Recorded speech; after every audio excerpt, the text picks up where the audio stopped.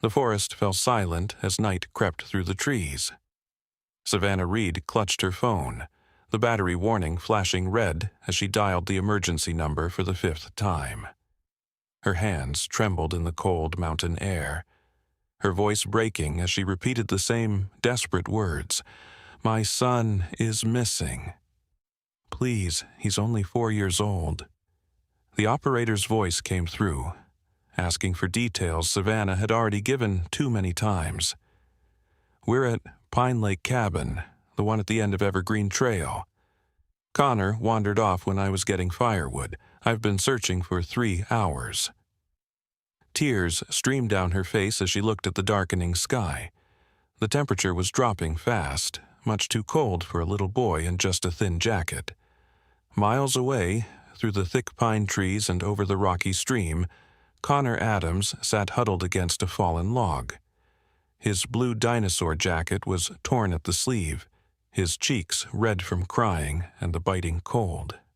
"Mommy," he called out, his voice small against the vastness of the forest. He had followed a butterfly, its wings shimmering in the afternoon sun. The beautiful creature had led him deeper and deeper into the woods until suddenly it disappeared, and so did any sign of the path back home. Now, as darkness wrapped around him like a heavy blanket, Connor's tiny body shivered uncontrollably. His tears had dried up, leaving salty tracks on his dirty face. The forest made strange noises, creaks and rustles, that made him curl into an even tighter ball. He remembered what his mom always told him.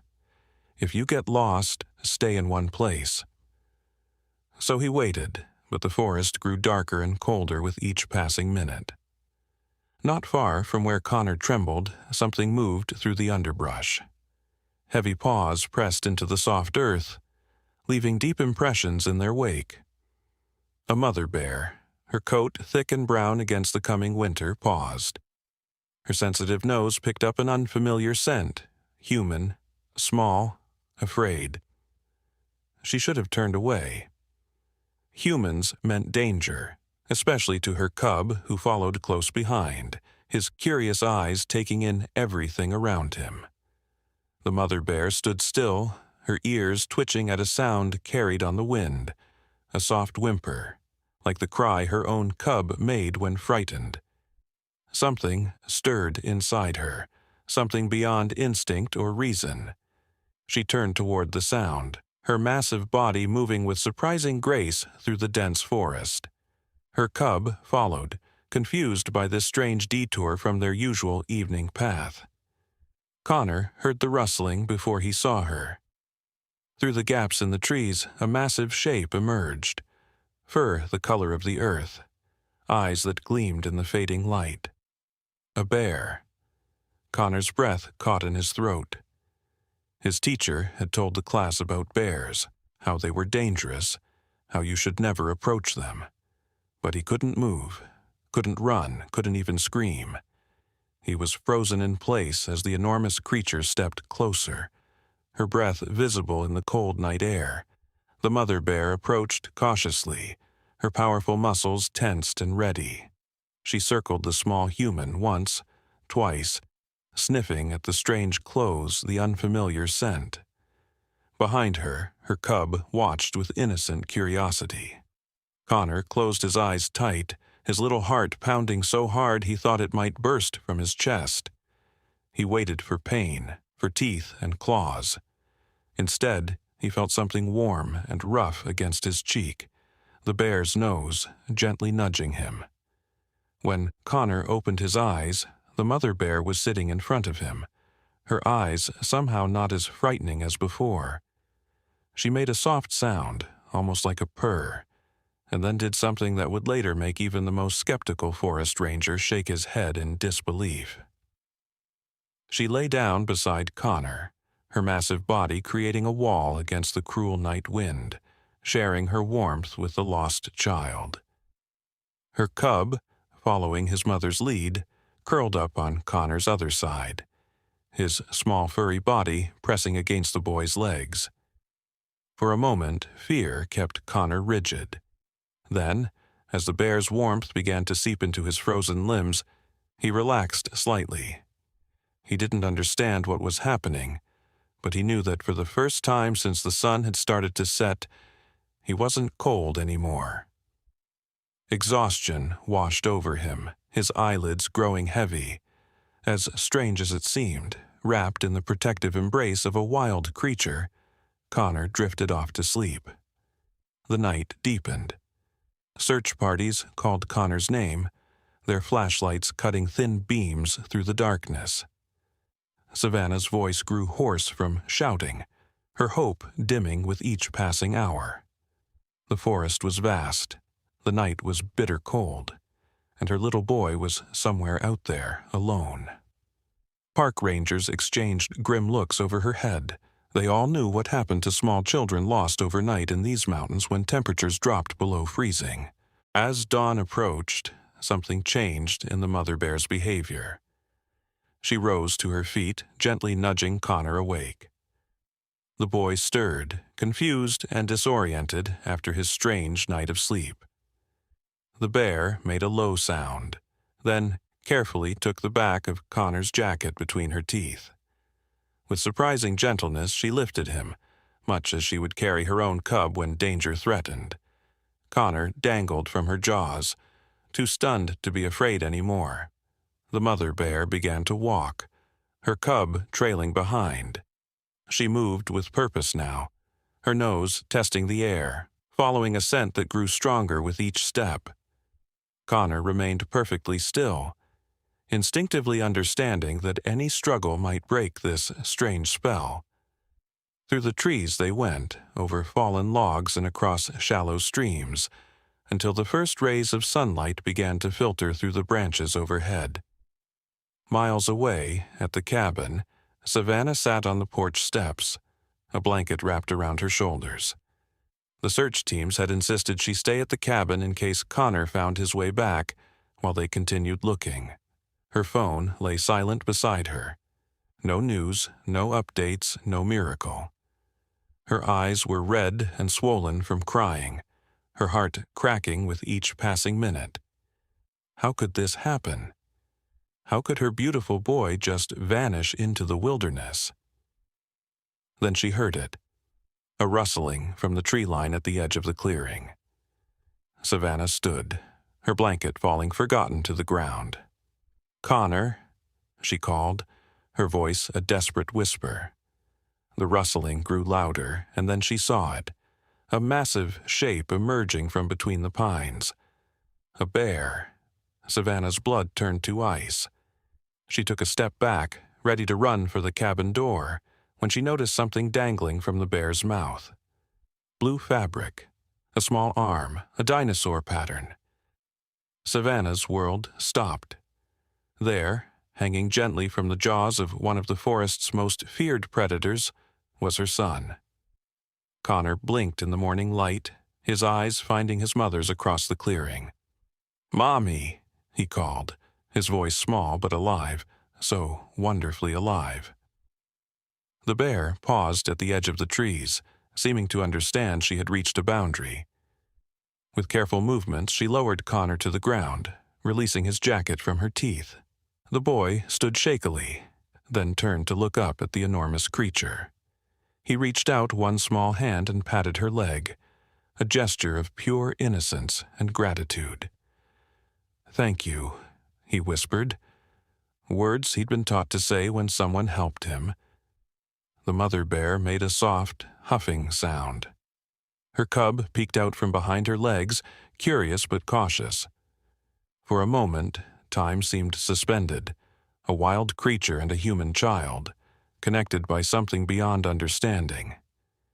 Then the bear gently nudged Connor toward the cabin, toward his mother, before turning back toward the forest depths.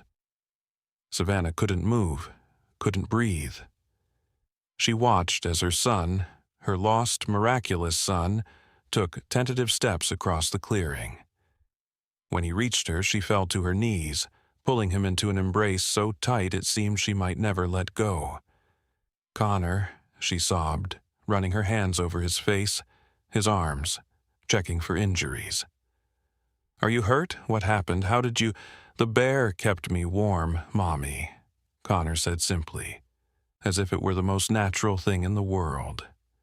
"She found me when I was cold and scared. She took care of me like you take care of me."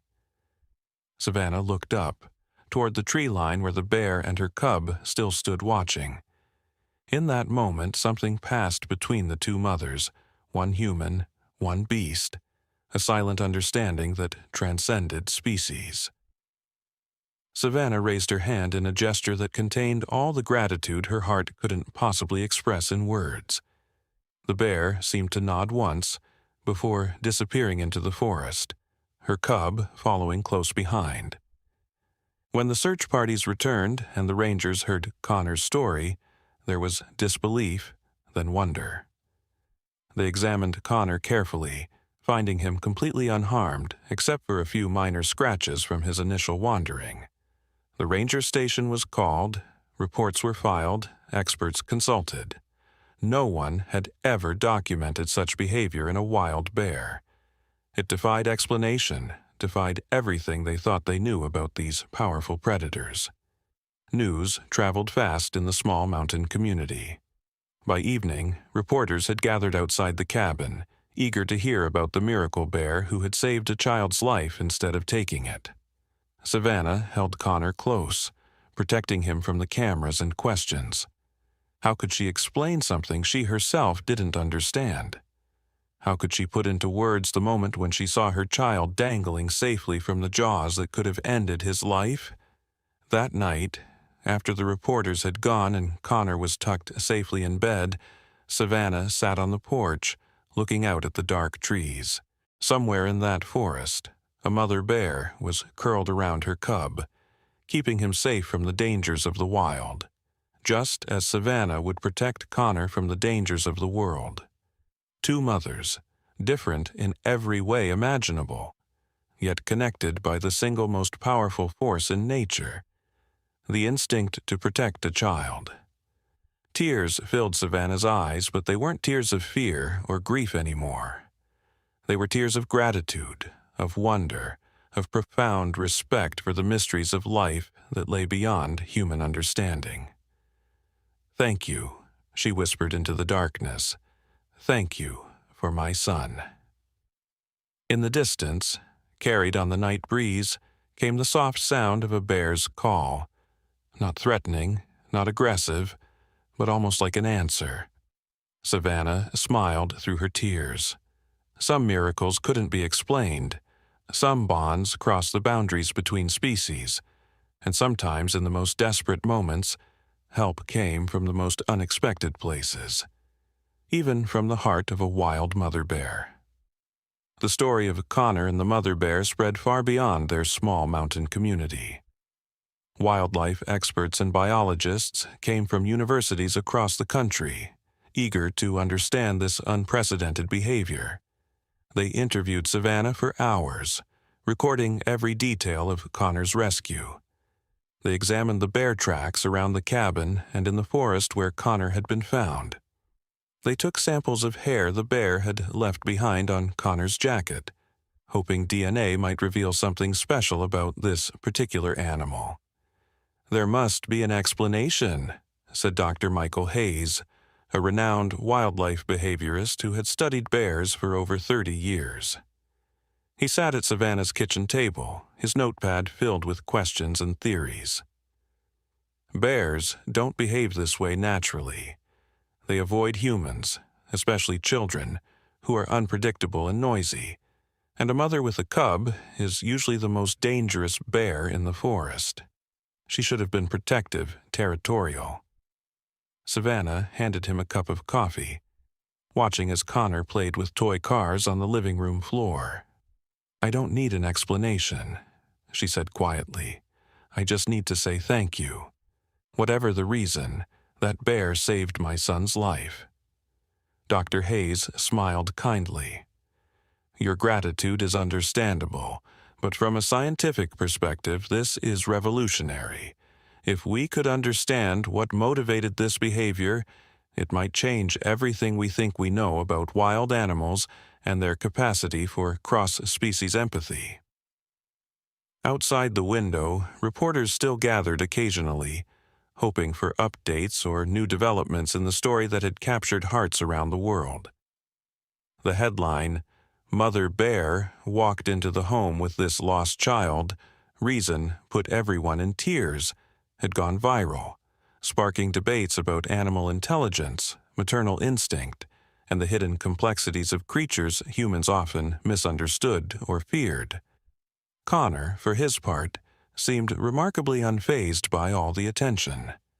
At 4 years old, he accepted the miracle of his rescue with the simple faith of childhood. Each night, he asked Savannah to tell him the story again. How the bear had kept him warm, how she had carried him home, how she had known exactly where to bring him.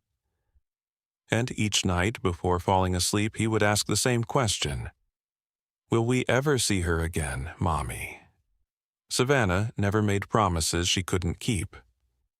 "I don't know, sweetheart," she would say, smoothing his hair. "But I think she's out there, taking care of her baby, just like I take care of you." As weeks passed, the scientists packed up their equipment. The reporters found newer stories to chase, and life in the small cabin began to return to normal. Savannah had taken a leave of absence from her job as a school librarian, unwilling to be separated from Connor even for a day. They spent their time hiking on the well-marked trails near the cabin, always staying close to home, always returning before dusk. She taught him about the forest, which berries were safe to eat, which tracks belonged to which animals, how to use the sun to find direction. Knowledge, she believed, was the best protection against fear. One crisp autumn morning, as red and gold leaves drifted down around them, Savannah and Connor walked along their favorite path. The air smelled of pine and the coming winter, and Connor ran ahead, chasing a falling leaf. Savannah watched him, her heart still squeezing with gratitude each time she saw him safe and happy. The memory of those terrible hours when he was missing remained sharp. A splinter of fear she suspected would never fully dissolve. "Connor, not too far," she called, her voice instinctively sharpening when he neared the bend in the trail. He stopped obediently, waiting for her to catch up. As she reached him, something rustled in the underbrush to their right. Savannah froze, her hand automatically reaching for Connor's shoulder, pulling him close. From between the trees emerged a familiar shape, massive, brown, powerful, the mother bear. She stood at the edge of the trail, her cub now notably larger than when they had last seen him, peering curiously from behind her legs. Savannah's heart pounded. Every instinct screamed at her to grab Connor and run, but something else, something deeper, kept her rooted to the spot. "It's her," Connor whispered, his voice filled with wonder rather than fear. "It's my bear." The bear made no move toward them. She simply stood, her intelligent eyes fixed on Connor, then Savannah, then back to Connor again. There was recognition there, unmistakable and impossible. The forest held its breath. No birds called, no leaves rustled. It was as if time itself had paused to witness this reunion. Slowly, carefully, Connor raised his hand in a small wave. "Hi," he said softly. "Thank you for saving me." The bear made a gentle huffing sound, then dipped her massive head in what almost seemed like a nod. Her cub, emboldened by the peaceful atmosphere, took a step forward, sniffing the air curiously. The mother bear immediately made a low grunting noise, and the cub retreated behind her legs again, a universal parental warning understood across species. Savannah found her voice at last. "We won't hurt you," she said, though she knew the bear couldn't understand her words. "We just want to thank you." For a long moment they stood facing each other, two mothers, two children, connected by an event that defied explanation. Then, with deliberate care, The mother bear turned and ambled back into the forest, her cub following close behind. Just before they disappeared among the trees, she paused, looking back one final time, as if to ensure the human child was still safe with his mother.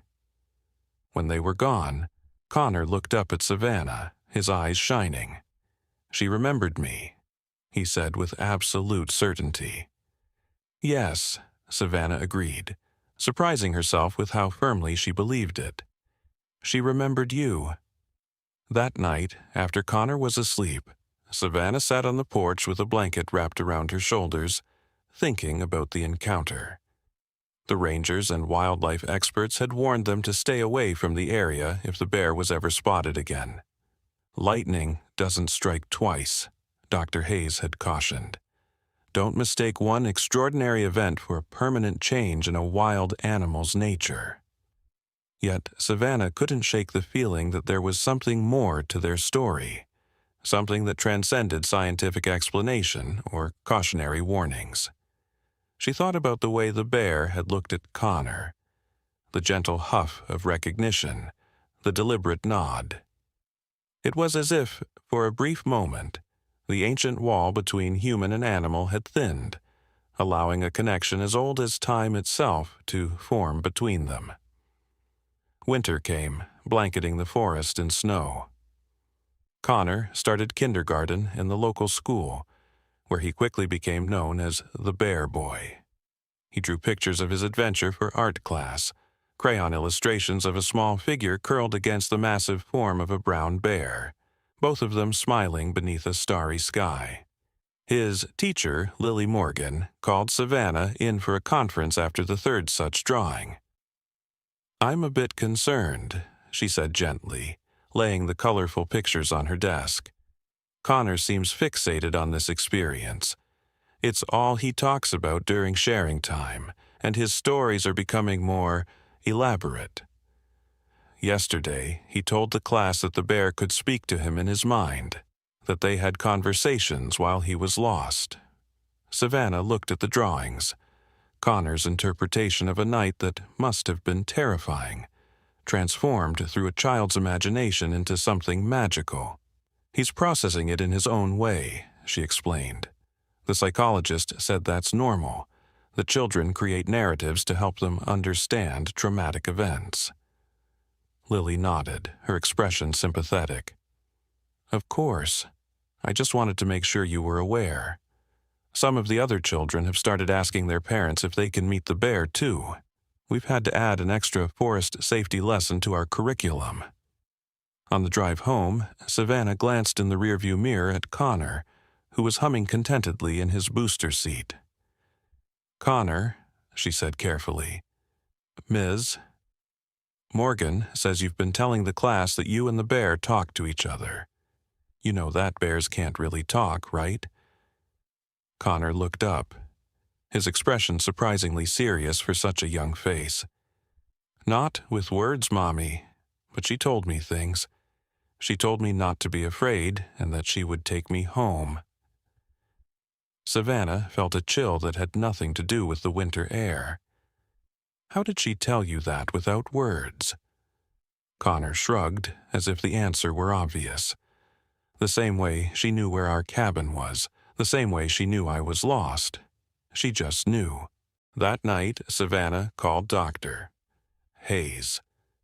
The wildlife biologist had left his card, asking her to contact him if anything else unusual happened, or if she remembered any additional details about the rescue. He answered on the second ring, his voice eager when she identified herself. "Miss Reed, I was just thinking about you and Connor. We've been analyzing the DNA samples from the bear hair, and there are some fascinating markers that might explain the unusual behavior. How can I help you?" Savannah hesitated, suddenly feeling foolish. What was she going to say? That her 4-year-old believed he had telepathic conversations with a wild bear? That she herself had felt something inexplicable when they encountered the animal again? Dr. Hayes was a scientist. He dealt in facts, in provable theories, in rational explanations. "Miss Reed, are you still there?" "We saw her again," Savannah said finally. "The bear. She and her cub were in the forest near our hiking trail. She recognized us, or at least it seemed that way." There was a long silence on the other end of the line. Then Dr. Hayes cleared his throat. "That's unexpected. Bears generally avoid returning to areas where they've had human contact. Did she show any aggressive behavior?" "Number, she was calm. She just stood there, looking at us, especially at Connor, and then she left." "Fascinating," Dr. Hayes murmured. "I'd like to install some wildlife cameras in that area, if you don't mind. This could be a remarkable opportunity to study ongoing cross-species recognition patterns." After she hung up, Savannah stood at Connor's bedroom door, watching him sleep. His small chest rose and fell steadily, one arm wrapped around the teddy bear a local craftsman had made for him, a perfect replica of the mother bear who had saved his life. He had named it Guardian. In his sleep, Connor smiled, as if experiencing a pleasant dream. Savannah wondered what he saw in those dreams, perhaps himself running through the forest alongside a bear cub, or curled against the warm fur of a mother bear under a blanket of stars. The line between reality and imagination was thin in childhood, the boundaries between possible and impossible not yet firmly drawn. Spring arrived in a burst of wildflowers and birdsong. Dr. Hayes and his team had installed cameras throughout the forest surrounding the cabin, hoping to capture footage of the bear and her cub. Months passed with only fleeting glimpses, a brown shape moving between trees, a flash of fur in the underbrush. The bear seemed to know exactly where the cameras were, carefully avoiding their direct gaze, as if protecting her privacy and the mystery of her connection with Connor. On Connor's 5th birthday, Savannah planned a small party at the cabin. Just a few friends from kindergarten, cake and games in the backyard that bordered the forest edge. The children played tag and hide-and-seek while the parents chatted on the porch, keeping watchful eyes on the rambunctious group. No one noticed when Connor slipped away, following a butterfly that fluttered just beyond his reach. A scene eerily similar to the one that had started their extraordinary story a year before. It was Jacob Bennett, the father of one of Connor's classmates, who first raised the alarm. "Where's Connor?" he asked, scanning the yard. "I don't see him with the other kids." Panic seized Savannah's heart as she frantically searched the yard, calling Connor's name. "Not again, please, not again." The other parents quickly organized themselves into a search party, spreading out around the property. Savannah ran to the forest edge, her voice growing hoarse from shouting. "I found something," called Haley Dawson, one of the kindergarten mothers. She stood near a patch of wildflowers at the forest boundary, pointing to the ground. "Footprints, small ones. They lead into the trees." Savannah followed the tiny footprints, her heart pounding with familiar fear. How could this happen twice?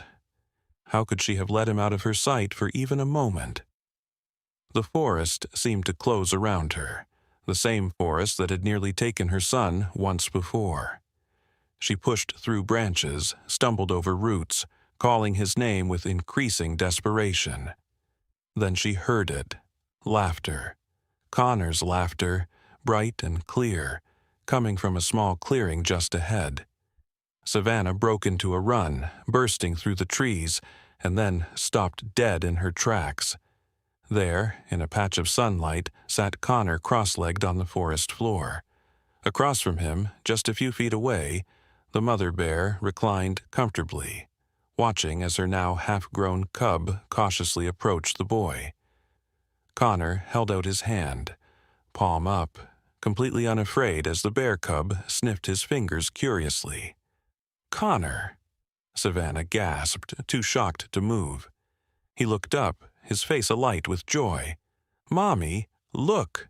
They came for my birthday. I told you they would."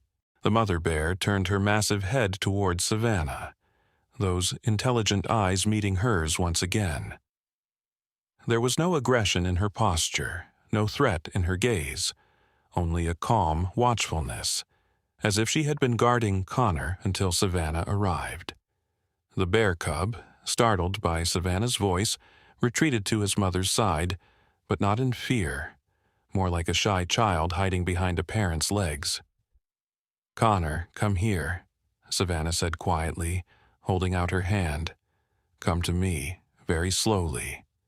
"It's okay, Mommy," Connor said, rising to his feet with unhurried movements. "She's my friend. She won't hurt me. She never would." As Connor walked toward her, the mother bear made that now familiar huffing sound, almost like a sigh. She rose to her feet, towering in her full height, and Savannah had to fight every instinct not to rush forward and snatch Connor away. But something held her back. Something in the bear's eyes, in the careful way she moved, keeping her distance while watching over the child who had once slept against her fur. Connor reached Savannah's side and took her hand. Together they backed slowly away, never turning their backs on the bears. The cub made a small whining noise, as if disappointed to see his playmate leaving. The mother bear nudged him gently with her nose, guiding him back toward the deeper forest, but not before turning once more to look at Connor and Savannah. In that moment, Savannah could have sworn she saw something in the bear's eyes, not just intelligence, but understanding. A recognition of the bond they shared. Two mothers who had each, in their own way, saved a child who needed them.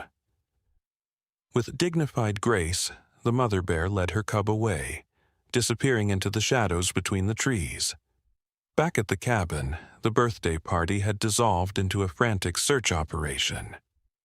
Parents were on phones, calling rangers and emergency services. When Savannah emerged from the forest with Connor's hand in hers, unhurt and smiling, there were cries of relief, followed by a barrage of questions. What happened? Where did you find him? Was he lost again? Savannah met the worried gazes of the other parents, considering her words carefully. How could she explain what she had seen? How could she make them understand the impossible bond between her son and a wild bear, a connection that defied explanation yet was undeniably real? "He wandered off following a butterfly," she said simply. "I found him playing in a clearing. He's fine." Later, after the guests had gone and the birthday cake had been put away, Savannah sat with Connor on the porch swing. The forest stretched before them, mysterious and vast in the gathering twilight. "Connor," she said gently, "we need to talk about what happened today. You can't go into the forest alone. It's dangerous, even if you think the bear is your friend." Connor looked up at her, his eyes clear and serious. "But she is my friend, Mommy. She saved me, and now she watches over me." "What do you mean, watches over you?" Connor pointed toward the dark line of trees. "She's always there, not right close, but watching. I can feel her, like when you check on me at night and I'm sleeping, but I know you're there." Savannah followed his gaze, suddenly aware of the prickling sensation of being observed. Was it possible? Had the bear been keeping a protective eye on Connor all this time? The wildlife cameras had captured only glimpses, yet Connor spoke with such certainty. That night she called Dr. Hayes again. This time she told him everything. The birthday party, Connor wandering off, finding him with the bears, and Connor's claim that the mother bear had been watching over him all along. "Ms. Reed," Dr. Hayes said carefully, "I'm a scientist. I deal in observable facts and testable hypotheses. What you're describing, it's outside the realm of conventional wildlife behavior, but I can't deny that something extraordinary is happening here." He paused. Would you and Connor be willing to participate in a more structured research study? With proper safety measures in place, of course. Savannah looked out the window at the forest, dark and full of secrets. What kind of study? A careful, controlled observation of this unique relationship. We would create a safe environment where Connor could potentially interact with the bear, under strict supervision with tranquilizer teams standing by. We might learn something revolutionary about interspecies communication, about animal cognition, about— "No," Savannah interrupted, surprising herself with the firmness in her voice. "No, I don't think that's a good idea. Some things aren't meant to be studied under a microscope or captured on camera. Some things are just meant to be accepted." There was a long silence on the other end of the line. Then Dr. Hayes sighed. "I understand. As a scientist, I'm disappointed. But as a human being, perhaps you're right." Summer painted the forest in deep greens and dappled sunlight. Connor grew taller, his baby teeth giving way to adult ones, his stories about the bear becoming less frequent as he found new interests: soccer, dinosaurs, the small telescope Savannah bought for his half-birthday. But sometimes when they hiked together along the forest trails, he would stop and tilt his head, listening to something only he could hear. And sometimes Savannah would glimpse a flash of brown fur between distant trees, there and gone so quickly she might have imagined it. The story of Connor and the mother bear faded from public memory, replaced by newer tales of wonder and mystery. The reporters stopped coming, Doctor. Hayes published a modest paper on anomalous ursine behavior that raised more questions than it answered, and life moved forward. But in their small cabin at the edge of the forest, Savannah and Connor carried the miracle with them, a private treasure that changed how they saw the world and their place in it. On the anniversary of Connor's rescue, they sat together on the porch, sharing hot chocolate despite the summer warmth. "Do you still think about her?" Savannah asked, watching her son's profile in the gathering dusk. Connor nodded, his eyes on the forest. "Every day, not like before, but she's still here." He tapped his chest. "Inside." Savannah wrapped an arm around his shoulders, pulling him close. "I think about her too, about how she knew you needed help, about how she brought you home to me. She knew because she was a mom," Connor said simply. "Just like you." As darkness settled over the forest, bringing with it the symphony of night creatures, Savannah thought she heard a distant call, the distinctive sound of a mother bear calling to her cub. Connor heard it too. She could tell by the way he smiled, by the peaceful certainty in his eyes. Some stories had no scientific explanation. Some miracles defied understanding. And some bonds, whether between mother and child, or between species separated by millions of years of evolution, transcended the boundaries humans tried to place around them. In a world that often seemed dark and frightening, these unexplainable connections were beacons of hope, reminders that compassion could emerge from the most unexpected sources. Savannah hugged Connor tighter as tears filled her eyes. Not tears of fear or grief, but tears of gratitude for the wild mother who had, for reasons no one would ever fully understand, chosen to save her child and return him to her arms. Somewhere in the vast forest, that mother bear still roamed with her growing cub, carrying her own version of their shared story, a tale of boundaries crossed and lives forever changed. "Thank you," Savannah whispered once more into the night. And, as if in answer, the bear's call came again, a gentle reminder that some bonds once formed never truly break. 3 years passed. Connor grew from a small boy into a lanky 8-year-old with a perpetual smudge of dirt on his cheek and an insatiable curiosity about the natural world. The cabin that had once seemed like a temporary refuge after the divorce from Connor's father had become their permanent home. Savannah had accepted a full-time position at the local library, and Connor thrived in the small mountain school where everyone knew his story, but had long since stopped treating him as a curiosity. Life settled into comfortable rhythms, marked by the changing seasons. In summer, they hiked and swam in the clear mountain lakes. Fall brought mushroom hunting expeditions, and evenings spent preserving the bounty of their small garden. Winter meant snowball fights and hot chocolate by the fire. And spring.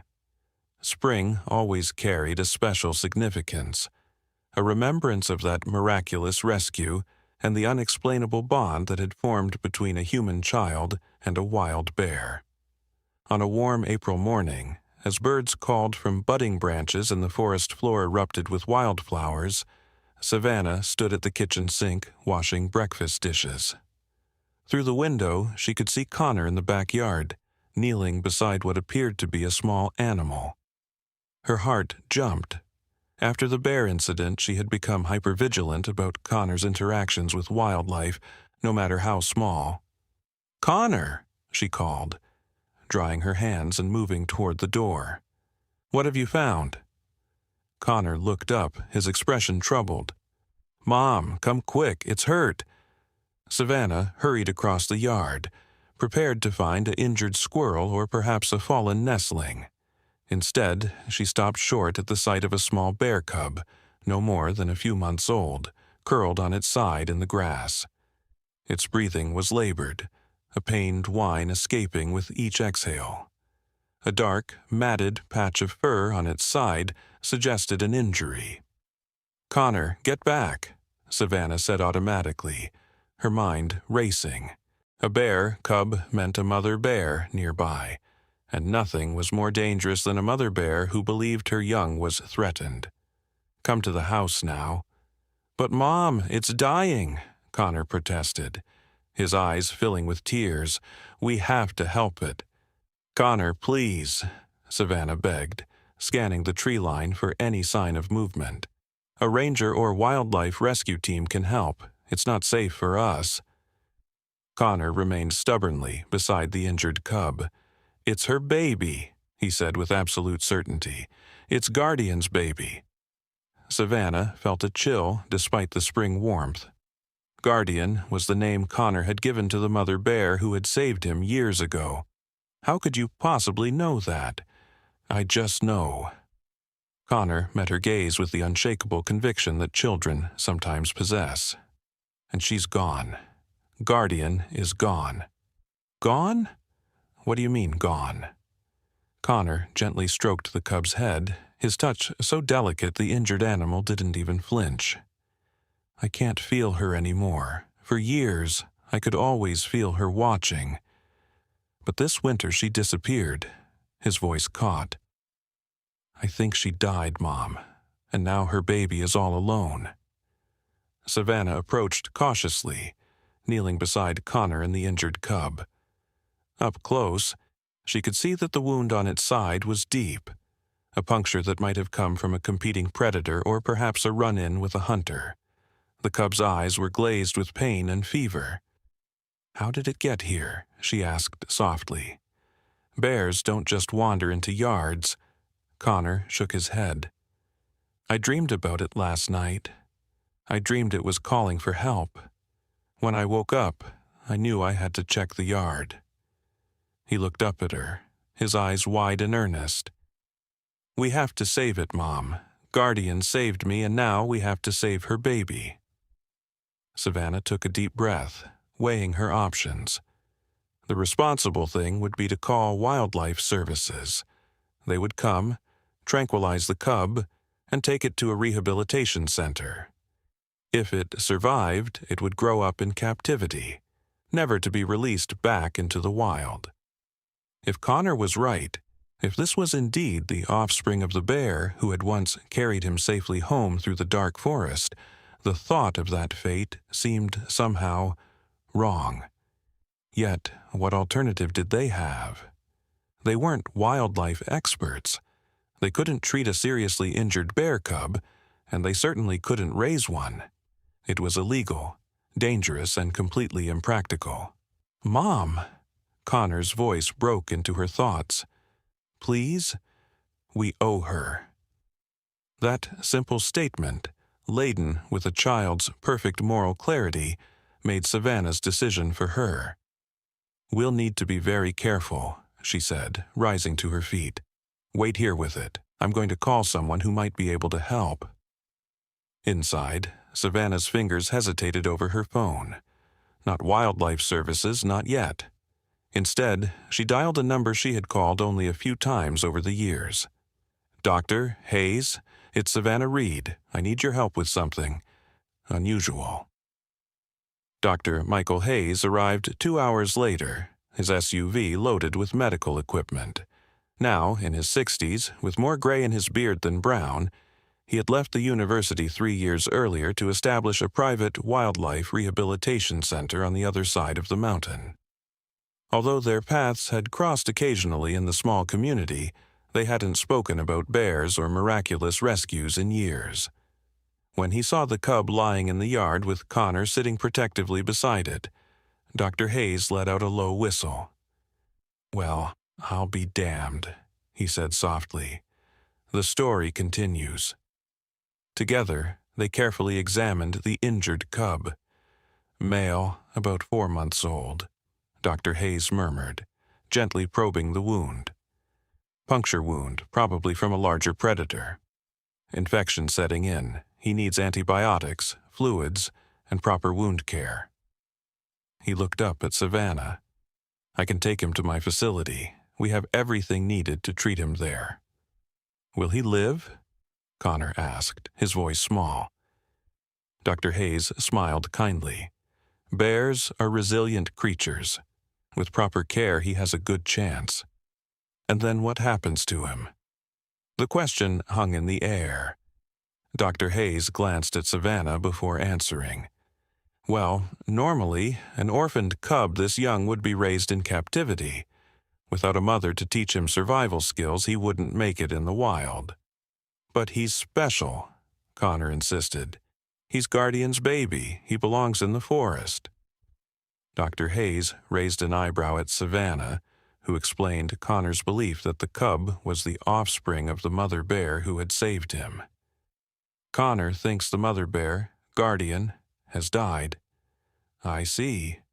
Dr. Hayes stroked his beard thoughtfully. "And how do you feel about that possibility, Connor?"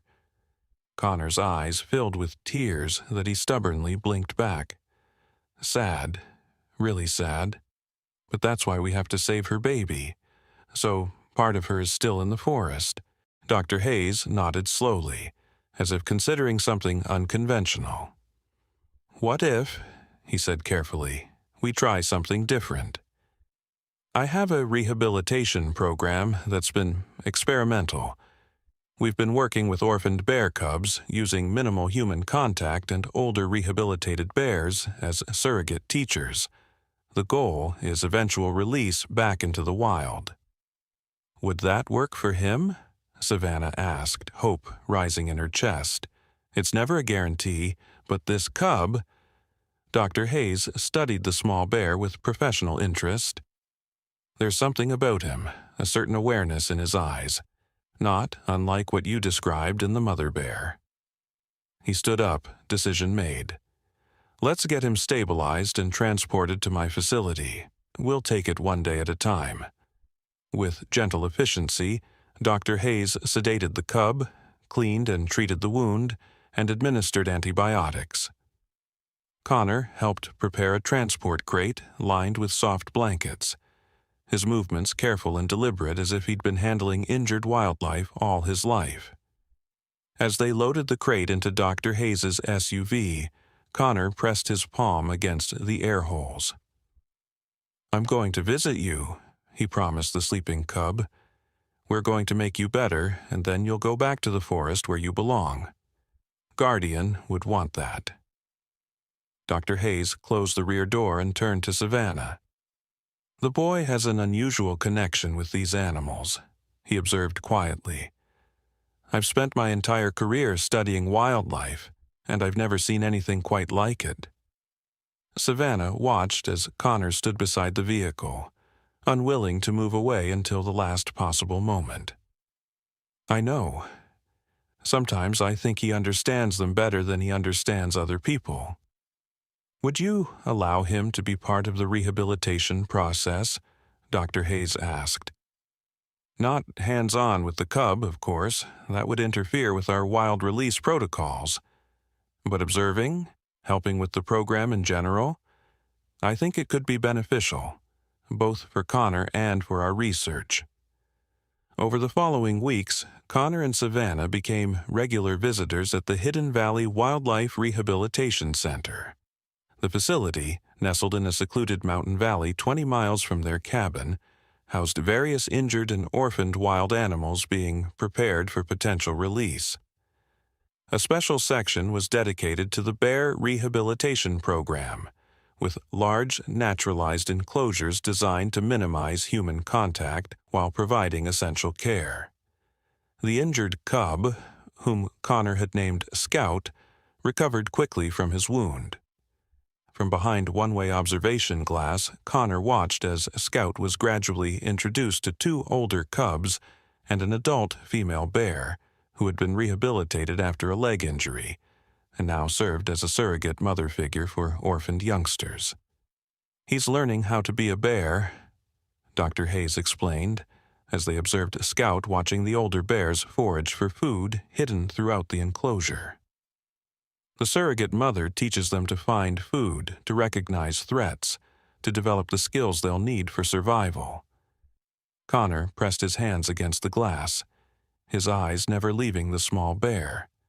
Does he miss his real mom? Dr. Hayes settled into a chair beside the boy. Bears have strong bonds with their mothers, particularly in the first 2 years of life. So yes, at some level, he probably does. He glanced at Savannah, who stood quietly behind them. Animals experience grief and loss, although not in the same way humans do. They adapt, they survive, they move forward. That's the miracle of life, its persistence even in the face of tragedy. Summer turned the valley lush and green. Scout grew rapidly, his injured side now showing only a slight patch of differently colored fur. He had integrated well with the other cubs, learning to climb trees, fish in the artificial stream, and dig for insects in rotting logs. From the observation area, Connor charted his progress in a notebook Dr. Hayes had given him, filled with detailed observations that impressed even the veteran wildlife biologist. "He's got a natural talent for this," Dr. Hayes told Savannah one afternoon as they watched Connor intently documenting Scout's behavior. "He notices patterns and subtleties that even some of my trained staff miss." Savannah smiled proudly. "He's always been observant, but especially with animals. After the incident with Guardian, it's like something awakened in him, a different way of seeing the world." Dr. Hayes nodded thoughtfully. "Have you given any thought to what he might want to do when he grows up? Wildlife biology, perhaps? Veterinary medicine?" The question caught Savannah off guard. Connor was only 8. His future career seemed distant, abstract. Yet watching him now, his face serious with concentration as he tracked Scout's movements, she could suddenly see a path unfolding before him, shaped by that extraordinary night in the forest and everything that had followed. "I think," she said slowly, "that whatever he does, it will involve protecting the creatures that once protected him." Autumn painted the mountains in fiery colors. In the rehabilitation enclosure, the bears grew increasingly active, instinctively preparing for the coming winter. Dr. Hayes called a special meeting with Savannah, Connor, and the rehabilitation team. "Scout has exceeded all our expectations," he announced, showing them the latest health assessments and behavior charts. "He's strong, skilled, and showing all the natural behaviors we look for in a candidate for release. The question now is timing. Before winter, asked one of the staff biologists, or hold until spring? Dr. Hayes stroked his beard, a habit when deep in thought. Normally, I'd say spring. Give him the advantage of abundant food and milder weather, but he glanced at Connor. There's another factor to consider. Connor leaned forward, eyes wide with hope. You're going to let him go back to the forest? That's the plan, Doctor, Hayes confirmed. But we need to determine when and where. He spread a map across the table, pointing to various marked areas. These are potential release sites, all good bear habitat with appropriate food sources and minimal human interference. Connor studied the map, then pointed without hesitation to an area not far from their cabin. Here, this is where Guardian lived. This is where Scout belongs. The biologists exchanged concerned glances. That area is closer to human habitation than we'd normally recommend, one of them noted. The risk of human-bear conflict increases. But it's his home, Connor insisted. It's where his mother taught him the first things he knew, and... He hesitated, looking at Savannah for support. I think he needs to be there. I think it's important. Dr. Hayes considered this, his scientific training warring with his respect for Connor's unusual intuition regarding these particular bears. Connor, what makes you so certain this is where Scout should go? Connor traced the contour lines on the map, his finger following a path through the forest with surprising confidence for a child his age. Guardian showed me places when she carried me home, secret places where bears sleep and eat and live. She knew that forest better than anyone. It was her home, and it should be Scout's home too. Savannah placed a hand on her son's shoulder, feeling the fierce conviction radiating from him. Dr. Hayes, I know it's not scientific, but I trust Connor's instincts about this. He has a connection to these bears that defies explanation. If he believes Scout belongs in that part of the forest, I think we should consider it. After much discussion, a compromise was reached. Scout would be released in late fall before the first snowfall, in an area that balanced Connor's intuition with the biologist's concerns about human proximity. He would be fitted with a tracking collar to monitor his movements and well-being, and trail cameras would be installed in key locations to observe his adaptation to life in the wild. The morning of Scout's release dawned clear and cool. The rehabilitation team had transported the sedated bear to the release site before sunrise, positioning the transport crate to face the deep forest. Connor and Savannah stood at a safe distance, accompanied by Dr. Hayes and a small team of researchers. Once the crate opens, he may bolt immediately, or he may take some time to emerge, Dr. Hayes explained softly. Either way, we stay absolutely quiet and still. This is a critical moment for him, his first taste of true freedom. Connor nodded solemnly, his eyes fixed on the crate. Savannah squeezed his hand, her heart pounding with a mixture of excitement and apprehension. What if Scout couldn't adjust to the wild? What if he sought out humans, remembering the care he had received? What if predators or territorial adult bears attacked him before he found his place in the forest hierarchy? A researcher approached the crate with a long pole, ready to open the door remotely. At Dr. Hayes' signal, the door swung upward. Nothing happened for several long moments. Then, cautiously, Scout's nose appeared at the opening, twitching as he sampled the air of the forest. Slowly, he emerged from the crate, his movements hesitant but his posture alert and curious. He stood motionless for a minute, absorbing his surroundings. The tracking collar around his neck looked bulky, but had been carefully fitted to allow for growth and comfort. Scout sniffed the ground, then raised his head to examine the trees, the understory plants, the distant ridgeline. He showed no interest in the humans watching from a distance, as if they were already irrelevant to his new life. Then, without warning, Scout turned and looked directly at Connor. Even from a distance, the connection was unmistakable. A moment of recognition, of acknowledgement. Connor raised his hand in a small wave, tears streaming down his face. Scout watched him for a few seconds longer, then turned and loped into the forest, his dark form quickly disappearing among the trees. "Goodbye," Connor whispered. "Be safe." Dr. Hayes checked the tracking receiver, confirming that Scout's collar was transmitting properly. "He's moving steadily deeper into the forest," he reported. "Good directional instincts, avoiding the hiking trails. That's exactly what we want to see." The research team began packing up their equipment, their excited conversations filled with plans for monitoring Scout's progress and collecting data from this unusual release. Savannah noticed that Connor remained silent, his gaze fixed on the point where Scout had vanished into the trees. "Are you okay?" she asked softly, kneeling beside him. Connor nodded, wiping tears from his cheeks with the back of his hand. "I'm happy for him. He's where he belongs now." He looked up at her, his expression suddenly older than his years. "Do you think Guardian can see him, wherever she is?" Savannah pulled him into a tight hug, her own eyes filling with tears. "I think mothers always watch over their children, Connor. Always." As months passed, Scout's tracking data told a story of successful adaptation to wildlife.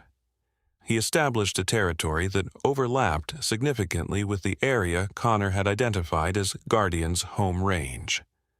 Trail cameras occasionally captured images of him, growing larger and more confident, developing the muscular hump and distinctive profile of an adult black bear.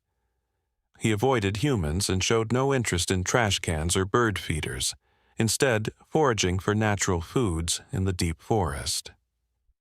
Dr. Hayes came to dinner at the cabin regularly, bringing updates on Scout's progress and discussing Connor's increasingly sophisticated observations about bear behavior.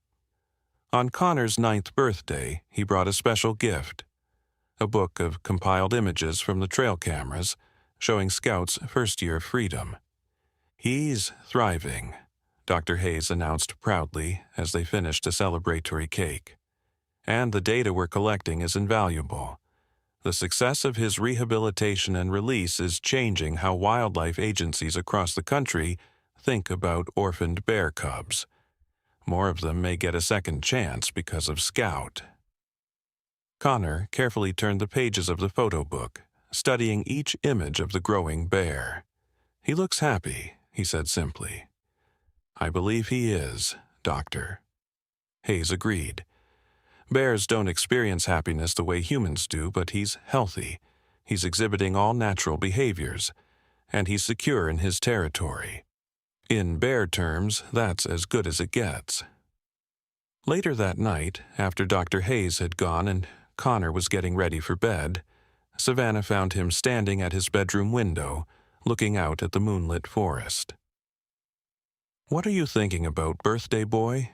she asked, sitting on the edge of his bed. Connor turned, his expression thoughtful.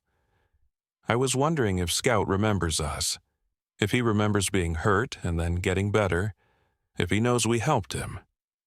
Savannah considered this. Animals remember important experiences, especially from when they're young. So, in his own way, he might remember something about that time. But what matters most is that he's free and wild now, living the life he was meant to live. Connor nodded, climbing into bed and pulling the covers up to his chin. "Mom? I know what I want to do when I grow up." "What's that?" "I want to do what Dr. Hayes does. Help animals and then set them free." His eyes were already closing with sleep. "Because that's what Guardian did for me. She helped me, and then let me go home." Savannah kissed his forehead, her heart full. "I think that's a perfect plan." Winter blanketed the forest in snow, and Scout's tracking data showed he had denned in a remote area for hibernation, exactly as a wild-born bear would do. Spring would bring new challenges as he encountered other bears emerging from their winter sleep, including territorial males who might see the young bear as competition. On the first warm day of April, Connor insisted on hiking to a viewpoint overlooking the valley where Scout's territory lay. The trail was muddy with melting snow, but the air carried the promise of renewal, of life returning after the long winter sleep. At the summit, they sat on sun-warmed rocks, sharing sandwiches and hot chocolate from a thermos. Below them, the forest stretched in every direction, a sea of green touched with the pale yellows and pinks of early spring growth. Somewhere in that vast wilderness, Scout was waking, emerging from his den, beginning another cycle in the ancient rhythms of bear life. "Mom," Connor said, breaking a comfortable silence, "do you think there really are miracles?" Savannah considered the question, looking out over the landscape where, years earlier, a wild mother bear had made an inexplicable choice that changed everything. "I think," she said carefully, "that there are moments when the world works in ways we don't understand. When boundaries we thought were fixed turn out to be crossable. When something happens that reminds us how little we truly know about the connections between all living things." Connor nodded, satisfied with this answer. "Guardian was a miracle," he said with certainty. "And Scout is too, in a different way. And you," Savannah added softly, "you're my miracle." They sat in silence, watching a hawk circle lazily on the rising thermals.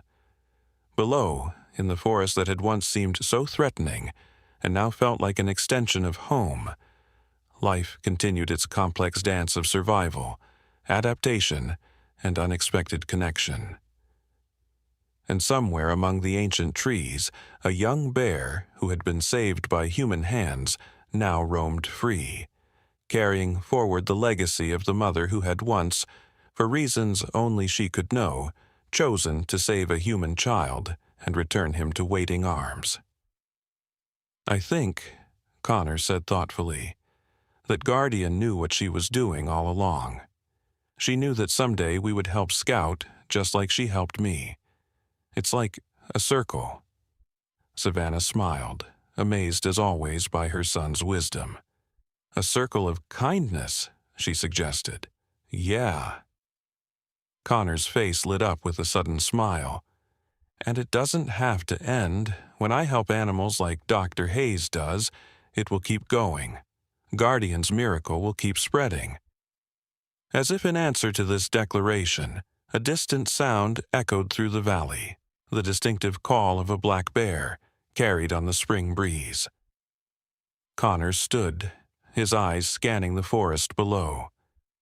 "That's him," he said with absolute conviction. "That's Scout. He's telling us he's okay." Savannah put an arm around her son's shoulders as they listened to the call repeat once more, before fading into silence. Science couldn't explain the bond between Connor and these bears. Logic couldn't account for the choices made by a wild animal years ago that had set in motion this extraordinary chain of events. But standing here, feeling the rightness of this moment, she didn't need explanations.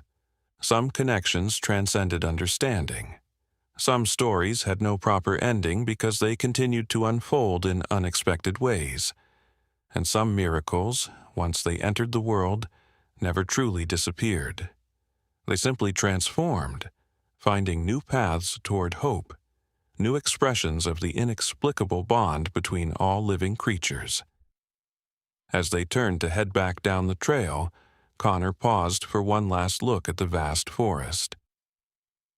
"Thank you," he whispered, his words carried away by the gentle breeze. And somewhere in that wilderness of green, a young bear lifted his nose to catch a familiar scent. A memory of kindness, a continuation of a story that had begun on a cold night years ago, when a mother bear made an impossible choice. The circle remained unbroken. The miracle lived on. Years flowed like the mountain streams, carving deeper channels in the lives they touched. Connor grew from a thoughtful child into a lanky teenager, his childhood experience with Guardian shaping him in ways both visible and invisible. By 14, he volunteered every weekend at Dr. Hayes's rehabilitation center, his innate understanding of animal behavior earning him the respect of staff members twice his age. By 16, local rangers called him to assist with wildlife conflicts that would otherwise end in euthanasia for problem animals. The Bear Whisperer, they called him, half joking, half in genuine awe of his abilities. Connor accepted the nickname with a shy smile, knowing the truth was both simpler and more complex than they understood. He didn't speak to bears or possess supernatural powers. He simply saw them as individuals, recognized their fears and needs, and approached them with a respect born from his unique history. Savannah watched her son's growth with pride and occasional worry.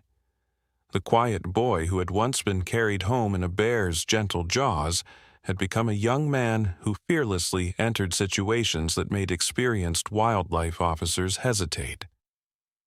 His confidence around large predators sometimes bordered on recklessness, as if he believed himself immune to their potential danger. "You can't assume every bear will recognize you as special," she cautioned after a particularly close encounter with an agitated black bear that had wandered into a campground. Connor had walked within feet of the animal, speaking softly, eventually guiding it back to the forest while campers watched in disbelief. "I don't," Connor replied, his voice deeper now but still carrying echoes of the child he had been. "But I do assume every bear deserves the chance to be understood before being feared." Through all these years, Scout's progress had been meticulously tracked. The young bear had grown into a healthy adult male, establishing a territory that stretched across the ridges and valleys surrounding their cabin. The wildlife cameras occasionally captured images of him, a magnificent black bear with a distinctive white chest marking and the slight scar on his flank from his childhood injury. Unlike many male bears, who became increasingly solitary and aggressive with maturity, Scout maintained an unusual tolerance for the presence of humans at a distance. He never approached cabins or campsites seeking food, but neither did he flee in panic at the scent of humans on the trails that crossed his territory.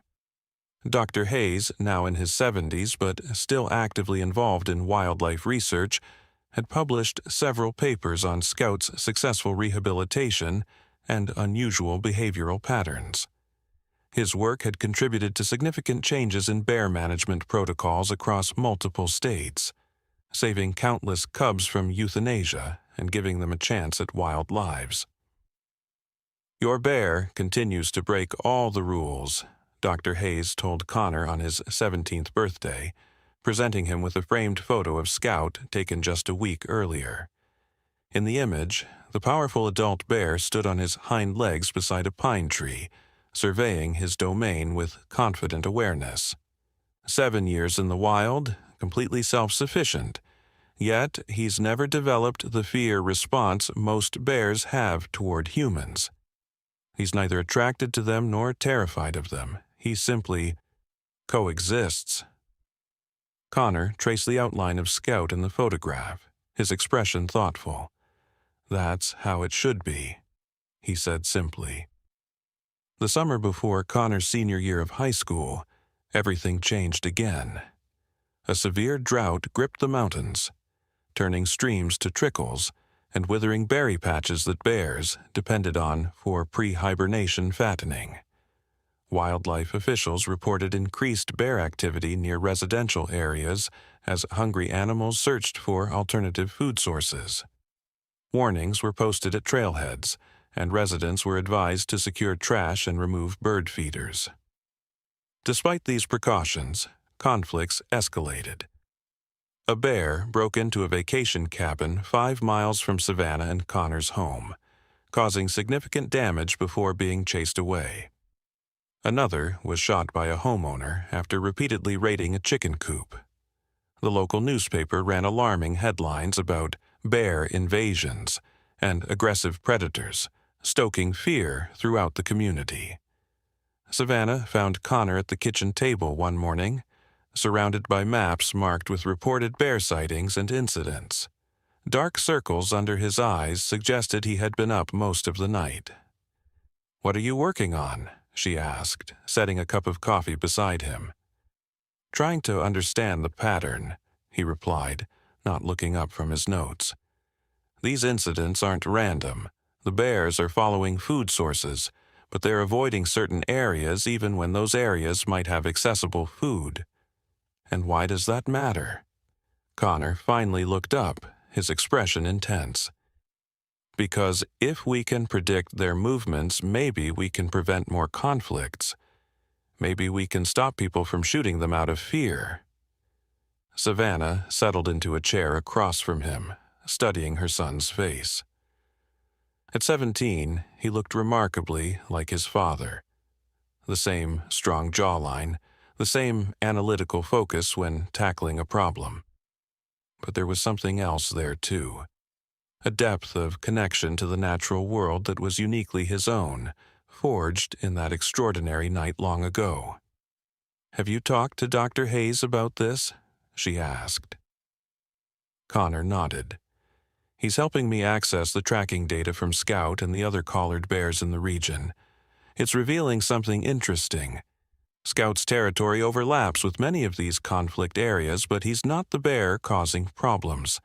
In fact, the areas where he spends the most time have fewer reports of bear issues." "What does that mean?" "I'm not entirely sure yet," Connor admitted.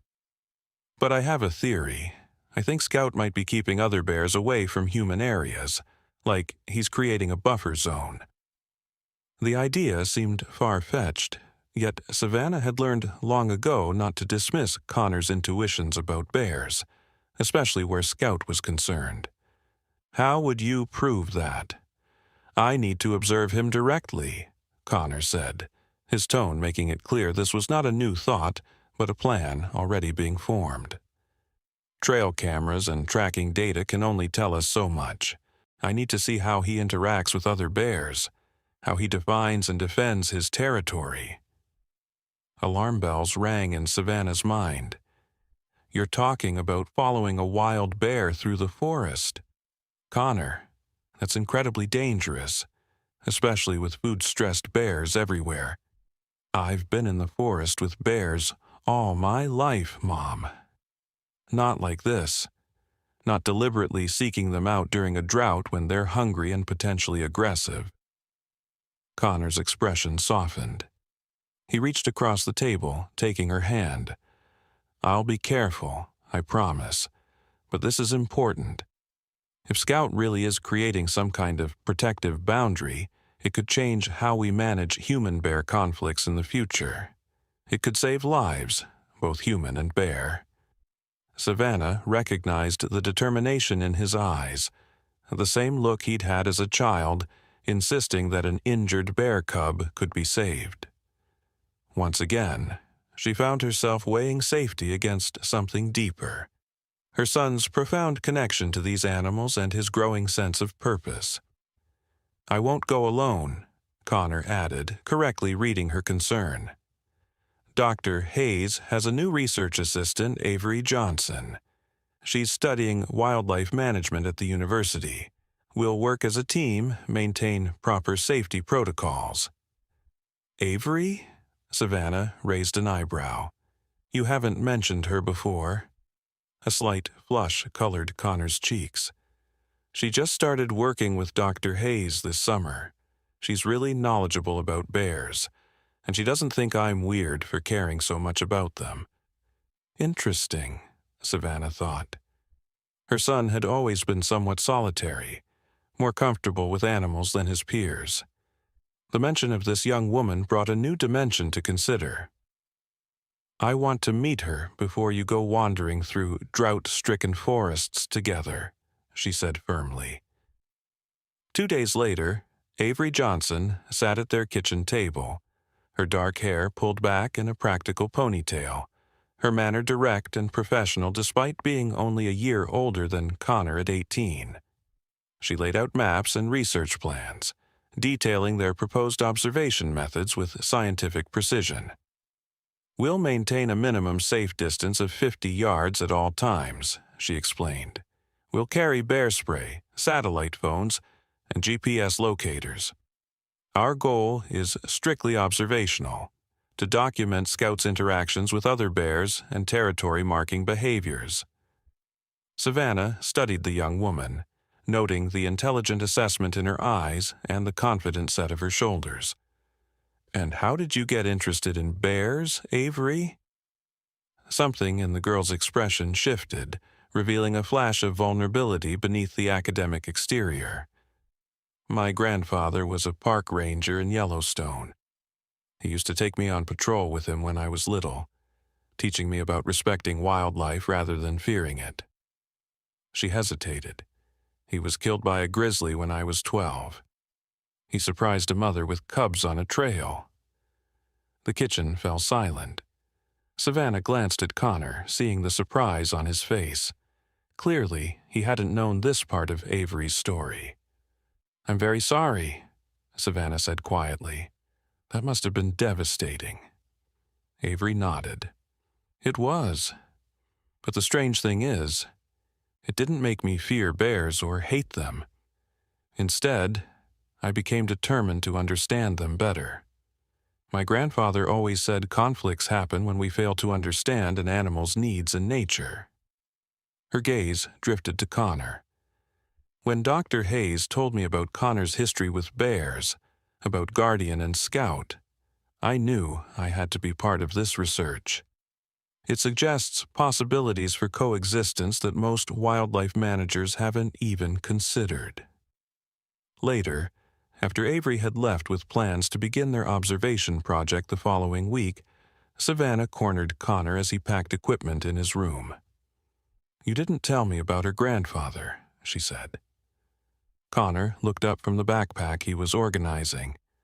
"I didn't know until a few days ago. She doesn't talk about it much." "Are you sure she's doing this for the right reasons? That she's not carrying some unresolved trauma that might affect her judgment around bears?" "Mom," Connor said patiently, "Avery is the most level-headed person I know. She doesn't romanticize bears or demonize them. She sees them clearly, scientifically, but also with compassion." He zipped the backpack closed. "Kind of like how you've always seen me." The observation project began with methodical caution. Connor and Avery established a schedule of dawn and dusk monitoring sessions, when bears were most active. They set up in concealed locations near known bear travel corridors, documenting movements and interactions with painstaking detail. Dr. Hayes joined them occasionally, his experienced eye catching subtleties the younger researchers might miss. 3 weeks into the project, their patience was rewarded with a significant observation. From a hillside blind overlooking a mountain meadow, they watched as a Scout encountered another male bear near a wild apple tree laden with drought-shriveled fruit. The second bear, smaller but still formidable, immediately displayed aggressive posturing, swinging his head, chomping his jaws, pawing at the ground. "Classic territorial display," Avery whispered, filming the interaction while Connor took notes. The smaller male is challenging for access to the food resource. What happened next defied standard bear behavior.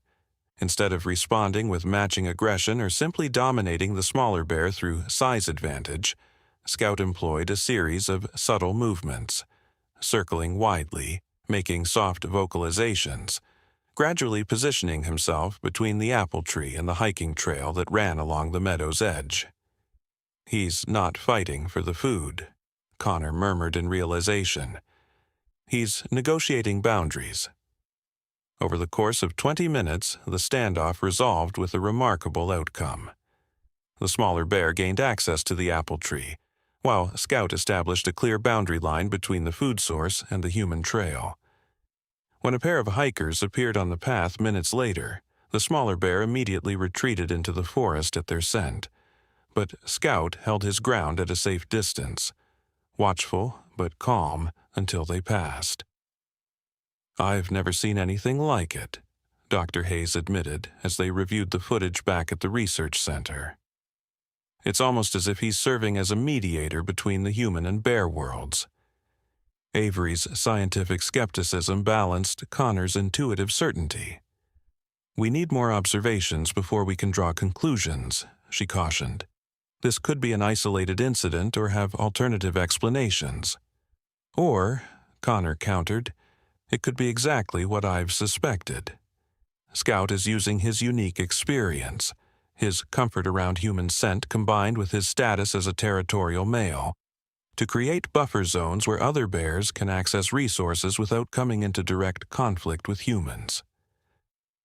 The drought intensified as summer peaked, bringing more bears into potential conflict areas. Connor and Avery expanded their observation hours, sometimes spending entire nights in blinds and observation platforms. Their shared passion for the research blossomed into friendship, then something deeper. Savannah noticed the change in her son, a new lightness in his step, a brightness in his eyes that went beyond scientific discovery. "Avery doesn't think like other people," Connor told her one evening as they washed dishes side by side. "She understands that animals have their own way of seeing the world, that humans aren't the center of everything. But she also believes in finding practical solutions, not just dreaming about perfect harmony."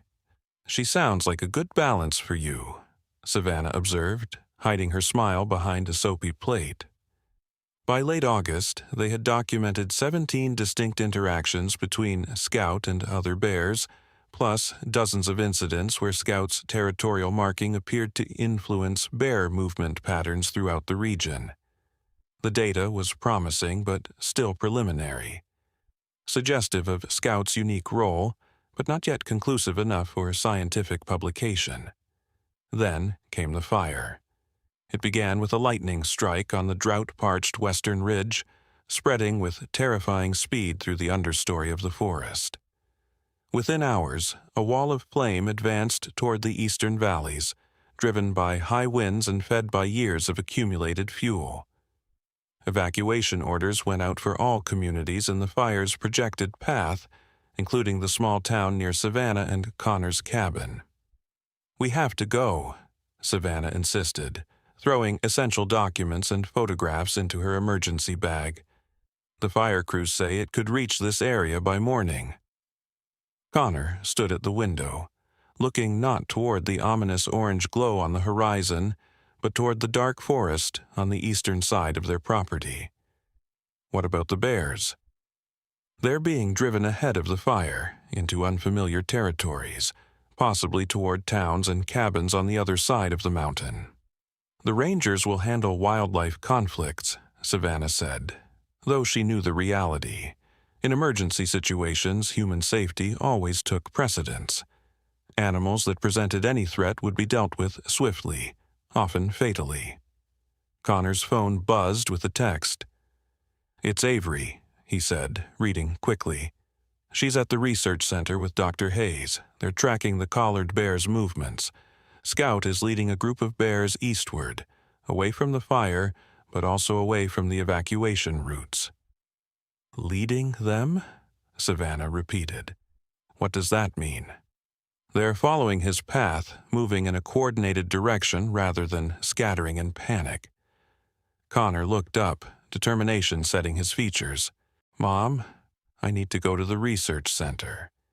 If Scout really is influencing other bears' movements, this could be crucial data, and it might help prevent dangerous human-bear encounters during the evacuation."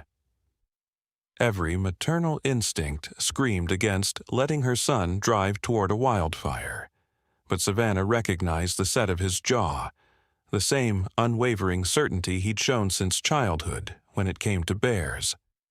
Promise me you'll evacuate with Dr. Hayes and Avery if the fire changes direction, she insisted. No heroics, Connor. No staying behind to save animals if it puts you at risk. I promise, he said, hugging her tightly before grabbing his gear bag. Savannah watched his truck's taillights disappear down the gravel drive, then resumed her own evacuation preparations, trying to ignore the knot of worry in her stomach. She had learned to trust Connor's connection with these animals, but fire respected no bonds, recognized no miraculous history. Fire simply consumed. At the research center, Connor found Avery and Dr. Hayes hunched over computers displaying real-time tracking data from the 5 collared bears in the region, including Scout. The patterns were extraordinary, all moving in a coordinated path away from the advancing fire, following stream corridors and game trails that offered the safest passage through the mountains. "Look at this," Avery said, pointing to a topographical display. "They're not just fleeing randomly. They're following specific routes that avoid the steepest terrain and stay near water sources. And Scout is consistently at the leading edge." Dr. Hayes shook his head in amazement. "In 30 years of wildlife research, I've never seen bears move like this during a fire event. Typically, they scatter in all directions, often into danger." Connor studied the tracking points, a theory forming in his mind.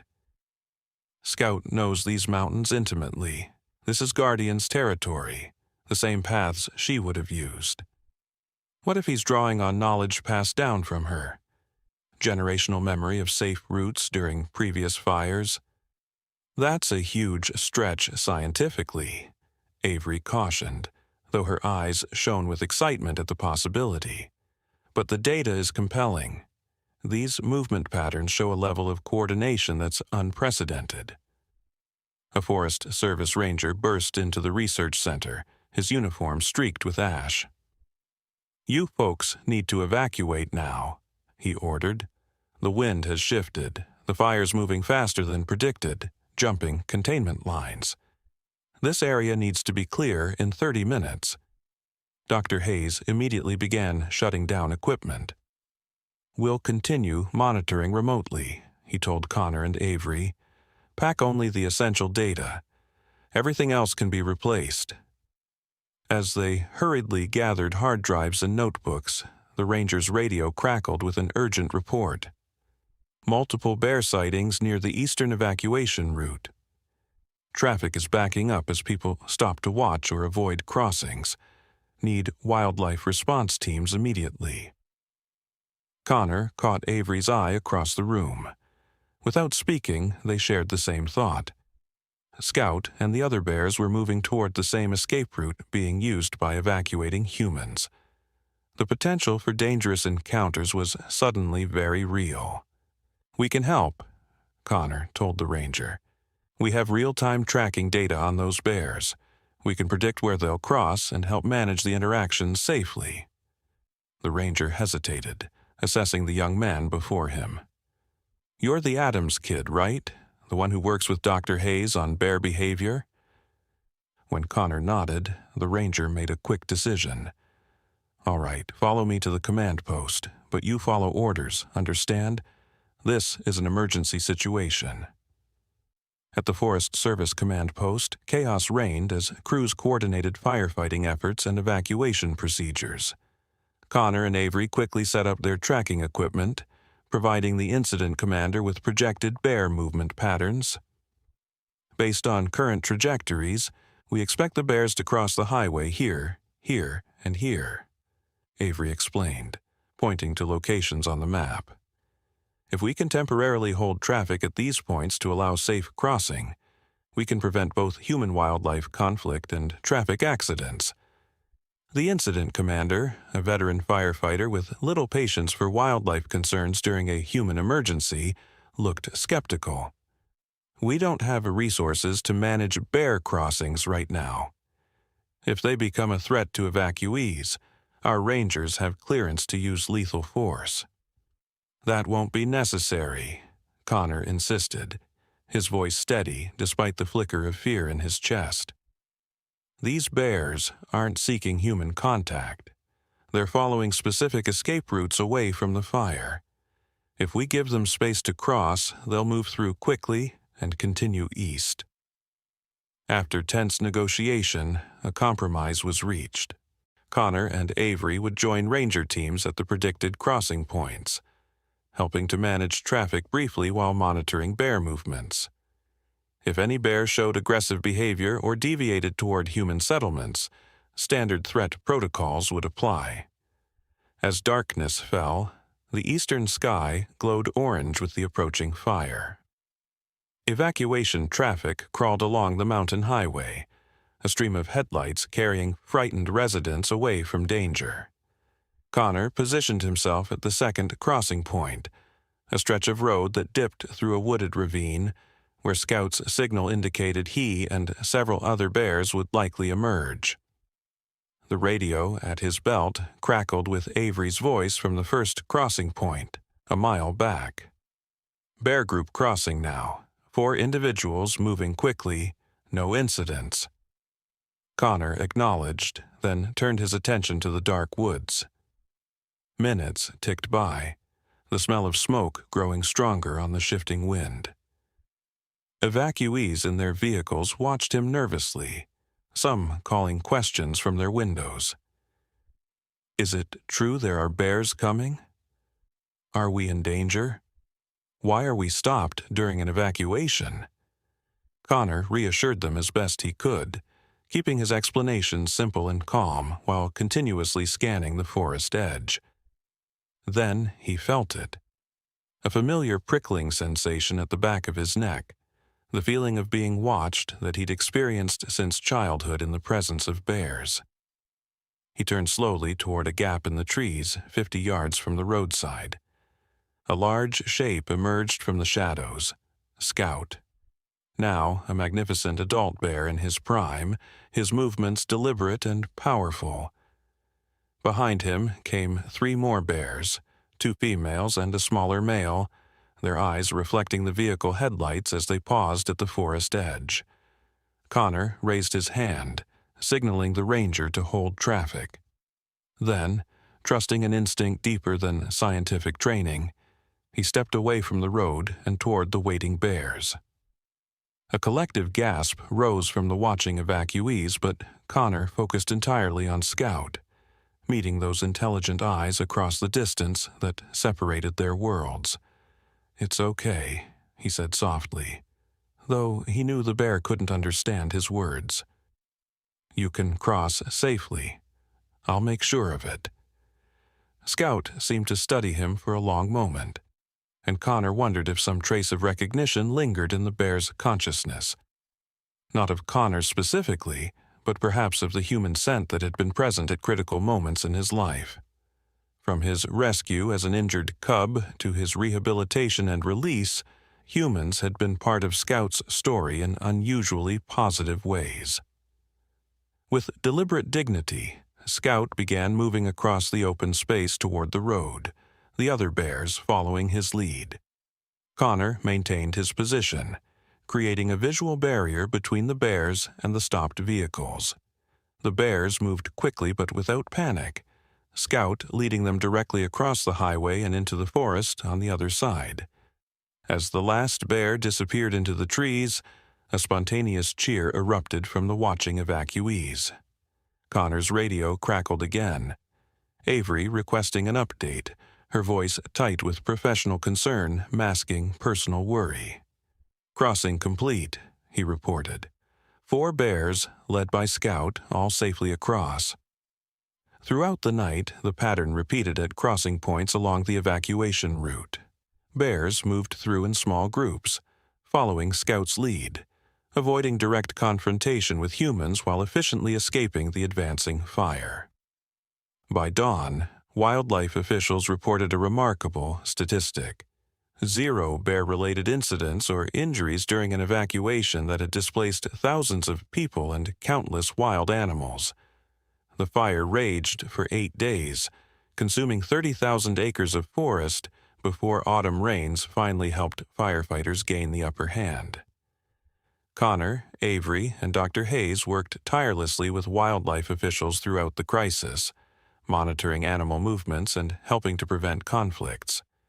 Their cabin survived, protected by fire crews who recognized the importance of saving the home with such unique historical significance to local wildlife management. When they were finally allowed to return home, Savannah found a package waiting on their doorstep, a formal letter from the State Wildlife Agency. Inside was an official commendation for Connor's work during the fire, along with an unexpected offer: a full college scholarship to study wildlife biology, followed by a guaranteed position with the agency's innovative bear management program. "They want to create a new approach based on your observations of Scout," Dr. Hayes explained when he came to dinner that evening. "Instead of simply relocating or euthanizing problem bears, they want to explore the possibility of using ambassador bears, animals like Scout who have positive associations with humans, to help establish buffer zones and movement corridors. It's revolutionary," Avery added, her hand finding Connor's under the table. "It challenges everything we thought we knew about managing human-wildlife conflict." Connor's expression was thoughtful as he reread the letter.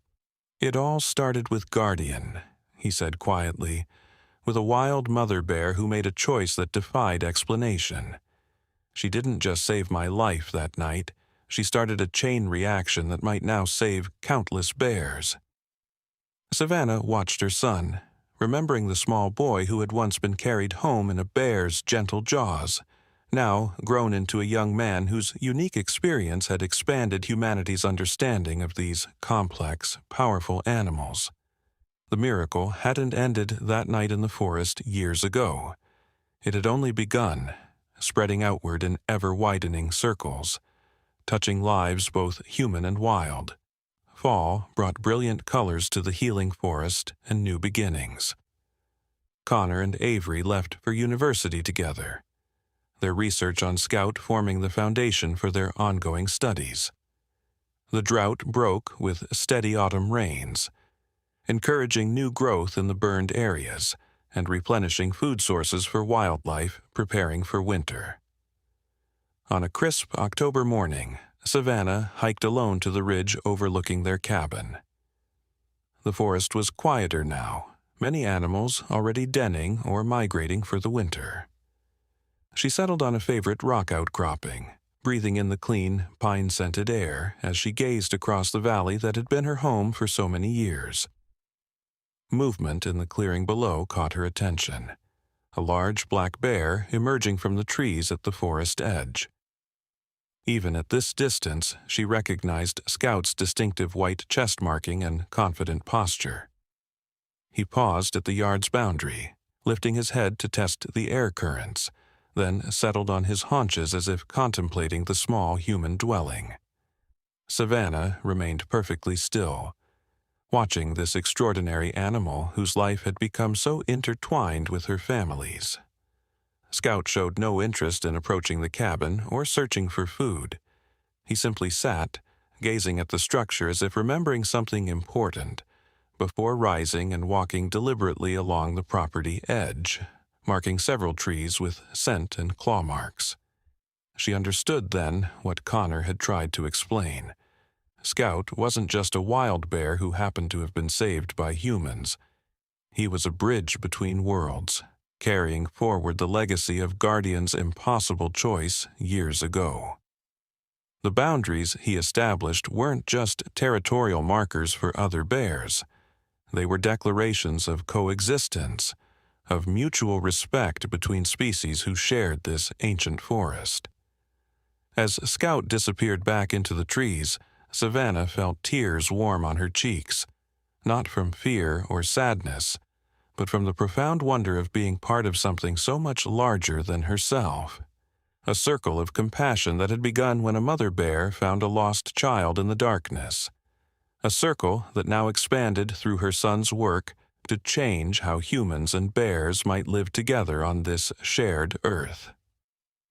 "Thank you," she whispered to the empty clearing, knowing her words couldn't reach across the species barrier but needing to say them nonetheless. Thank you for my son. Thank you for Scout. Thank you for showing us a better way. In the distance, a bear's call echoed through the valley, not threatening, not fearful, simply affirming its presence in the world. Savannah smiled through her tears, remembering Connor's words. The miracle lived on.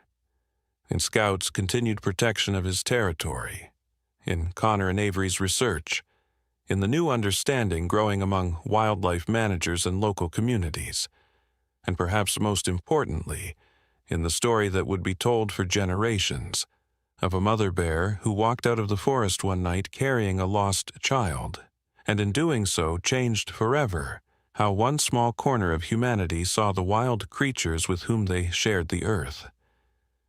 And perhaps most importantly, in the story that would be told for generations, of a mother bear who walked out of the forest one night carrying a lost child, and in doing so changed forever how one small corner of humanity saw the wild creatures with whom they shared the earth.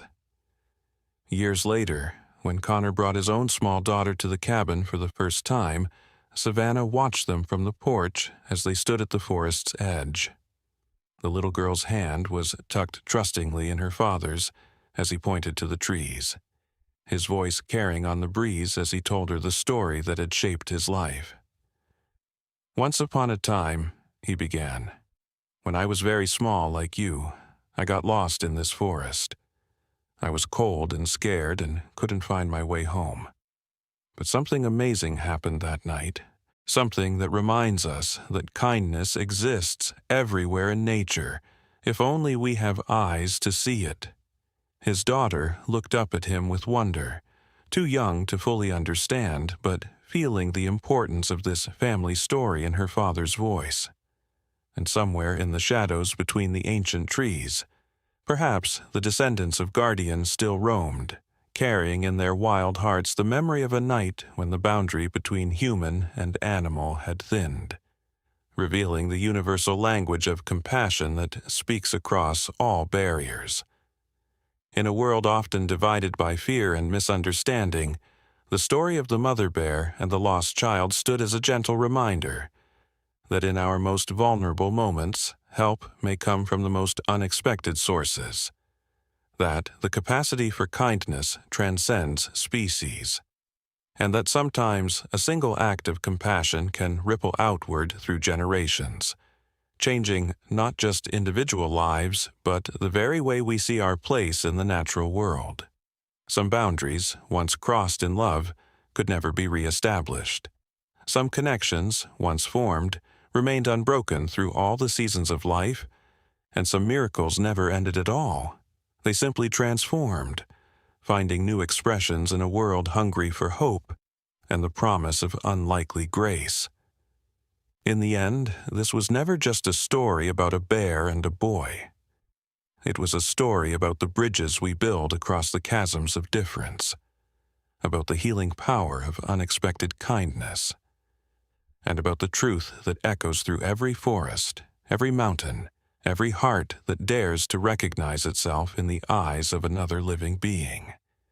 We are never truly alone in this wild, wonderful world.